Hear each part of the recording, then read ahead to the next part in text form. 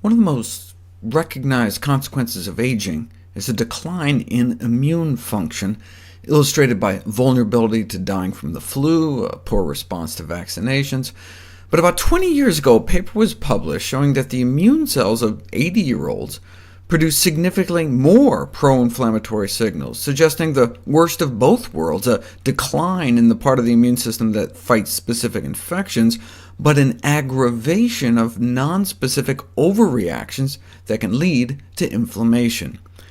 This has since been formalized in a concept referred to as inflammaging, chronic low-grade inflammation we now know is typical of aging, which may be responsible for the decline in the onset of disease in the elderly. So what can we do about it? Inflammaging appears to be a major consequence of growing old. Can it be prevented or cured? The key to successful aging and longevity may be to decrease chronic inflammation without compromising an acute response when exposed to pathogens. How are we going to do that? Nutrition. What we eat is probably the most powerful and pliable tool that we have to attain a chronic and systemic modulation of the aging process. In the first systematic review of the associations between dietary patterns and biomarkers of inflammation ever published, the dietary patterns associated with inflammation were almost all meat-based, or so-called Western diet patterns, while vegetable and fruit-based, or healthy patterns, tended to be inversely associated, meaning more plant-based, less inflammation. The reason why meat is associated with inflammation may be because of both the animal protein and the animal fat. In the first interventional study that separately evaluated the effects of vegetable and animal protein on inflammatory status as it relates to obesity and metabolic syndrome when you're trying to lose weight, what they found was that a higher intake of animal origin protein, specifically meat, is associated with higher plasma levels of inflammatory markers in obese adults.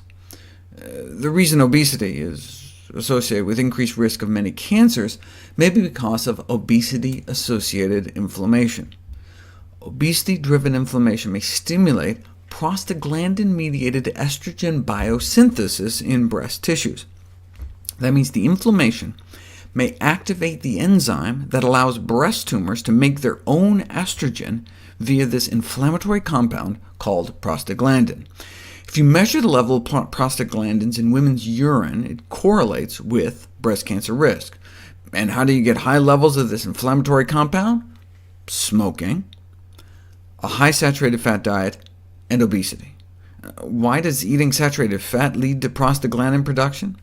Because prostaglandins are made from arachidonic acid, and arachidonic acid is a major ingredient in animal fats. And so animal fats contain arachidonic acid. Arachidonic acid is what our body produces inflammatory compounds like prostaglandins with, and they can then go on to stimulate breast cancer growth, and may also play a role in colon cancer, lung cancer, or head and neck cancer as well.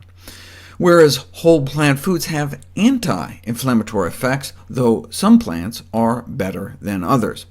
The folks made to eat 5 a day of high antioxidant fruits and vegetables, like berries and greens, had a significantly better impact on reducing systemic inflammation and liver dysfunction compared to 5 a day of the more common low antioxidant fruits and veggies, like bananas and lettuce.